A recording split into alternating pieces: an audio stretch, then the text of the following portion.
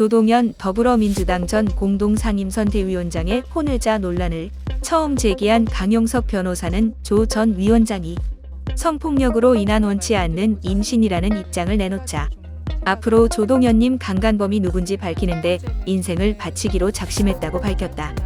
강 변호사는 지난 5일 조 전 위원장의 입장문이 발표된 뒤 자신의 페이스북에 7개의 글을 연달아 올리며 민주당은 도대체 가세연을 얼마나 바보로 알면 이런 입장문을 민주당 선대위 법률지원단 이름으로 내고 있는지라며 이같이 썼다. 그는 또 18년 전 성폭행도 처벌할 수 있다는 내용의 기사를 공유하기도 했다. 실제 성폭행은 친고죄가 아니라 제3자의 고발에 의해서도 수사가 가능하다. 강 변호사는 조 전 위원장의 대리인이자 민주당 선대위 법률지원단 부단장인 양태정 변호사를 향해서도 이런 사건에 개입하려면 팩트체크를 하라며 조 씨가 하는 말은 전부 진실이라고 가정하고 가세연을 고발한 것 같은데 변호사는 당사자의 말은 거짓말이고 행동을 봐야 한다고 저는 어쏘나 주니어 변호사에게 늘 얘기한다고 전했다.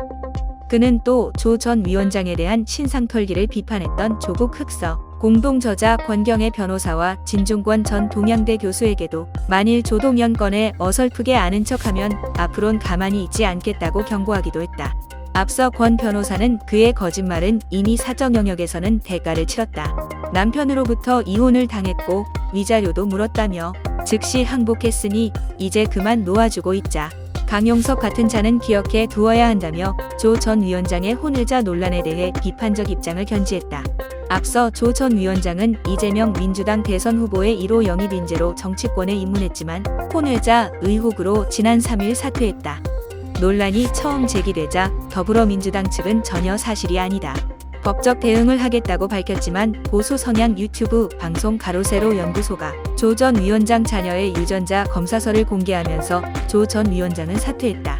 이후 조 전 위원장의 법률 대리인인 양태정 민주당 선대위 법률지원단 부단장은 2010년 8월경 제3자의 끔찍한 성폭력으로 인해 원치 않는 임신을 하게 됐다며 폐쇄적인 군 내부의 문화와 사회 분위기, 가족의 병환 등으로 외부에 신고할 엄두조차 내지 못했다고 입장을 밝혔다. 10년 전 불륜으로 인한 혼외자로 전 남편에게 1억 원 이상의 거액을 위자료로 물어주면서도 당시 성폭력 사실을 전혀 밝히지 않은 이유에 대해선 당시 조 전 위원장의 혼인관계는 사실상 파탄이 난 상태였기에 차마 뱃속에 있는 생명을 죽일 수는 없다는 종교적 신념으로 홀로 책임을 지고 양육을 하려는 마음으로 출산을 하게 됐다고 주장했다.